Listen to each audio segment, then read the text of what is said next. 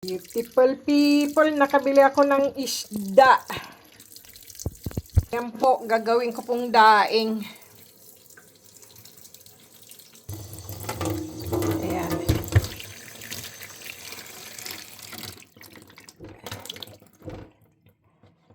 Gawin ko siyang daing. Ibang klaseng isda po itong.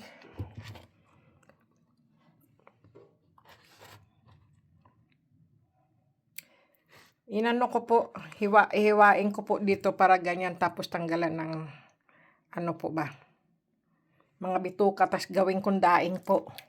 Lagay sa freezer.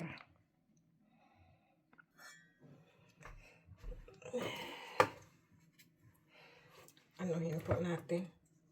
Hiwain, tapos po gawing daing po ba. Kasi ang dami pong mga fresh na isda po ngayon eh.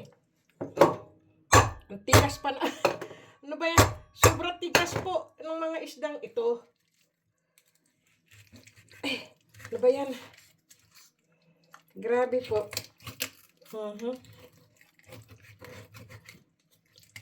Gawin kong daing. O mapuro lang tong aking kutsilyo. Ayan po.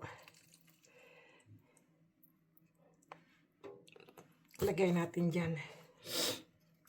Sobrang lamig ngayon, beautiful people. Oy! Grabe. Trabaho kami. Minus, negative. Napakalamig. Grabe.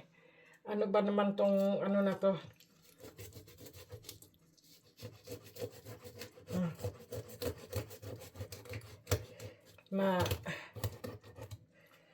Pagod po kasi kamay ko ngayon. Trabaho po ba? Walang lakas maghiwa-hiwa ng mga ganitong isda. Matitigas din ang ulo nito eh. Kailangan po ganituhin siya eh. Totoo lang, beautiful people. Matigas yung kanyang ulo. Mayroon pang parang ano ba yun? Parang may ano po ba siya? Bato. Katigas.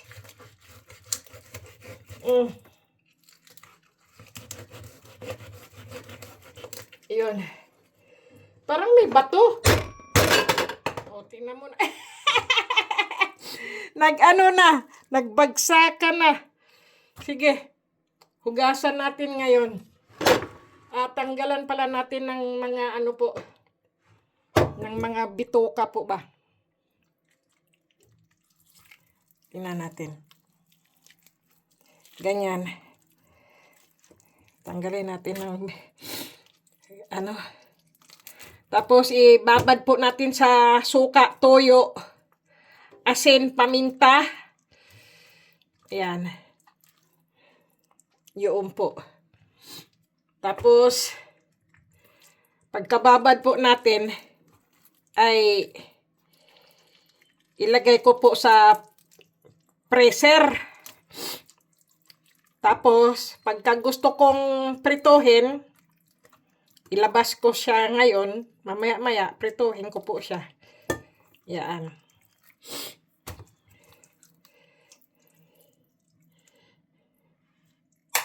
Uy, ano yun? Ano yun nalaglag? May nalaglag po. Ano kaya yun?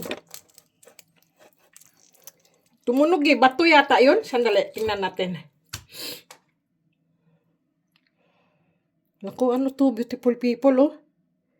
Oh. Sa bituka po ng isda. Yan mo, bagsak ko po, ha? Bato.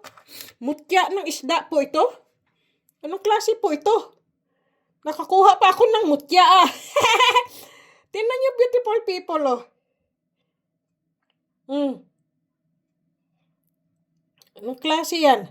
Parang heart. Ano ba to? Hindi naman heart. Naku, nasaan na yun? Ayaw pang pakita, ah. Oh. Tingnan niyo po, oh. Ano kaya to? Tingnan mo. Tumutunog po talaga. Wow. Kakuha pa ako ng mutya, ah. Grabe.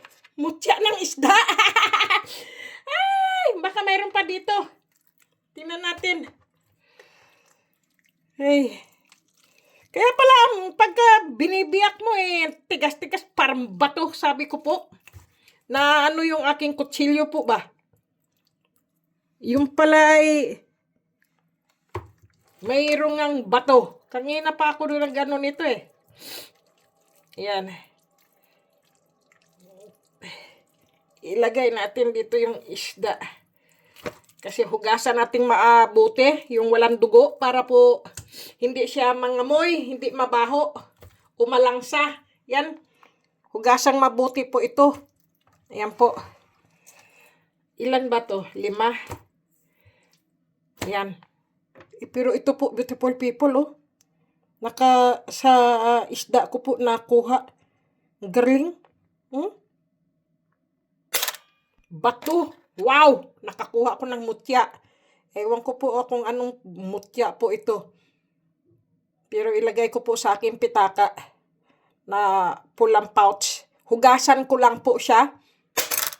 Yan. Meron na po ako. Sige, beautiful people. At maghugas tayo ng isda. At nakakuha na naman tayo ng mutya sa isda. Wala pa naman ako sa ngayon, yung po bang tawag yan? Yung wala po ba sa isipan ko na magkaroon ako ng isda o mutya. Grabe. Ayan po.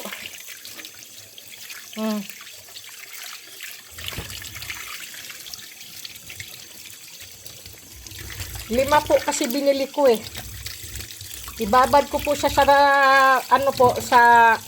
sa suka para po mawala ang dugo na yan. Yan.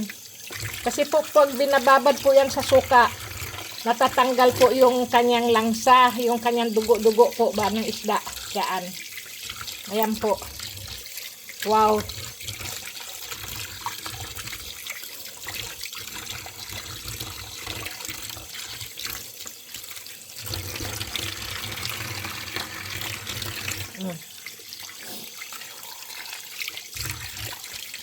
Lamig ng tubig. Pero yung kamay ko sanay na sa lamig. Sa trabaho ko po kasi malamig ang tubig. Ayan. Anuhin natin. Malinis na malinis kailangan. Ayan po. Ganitong isda. Ayan. Fresh na isda po yan. Ayan. Sige.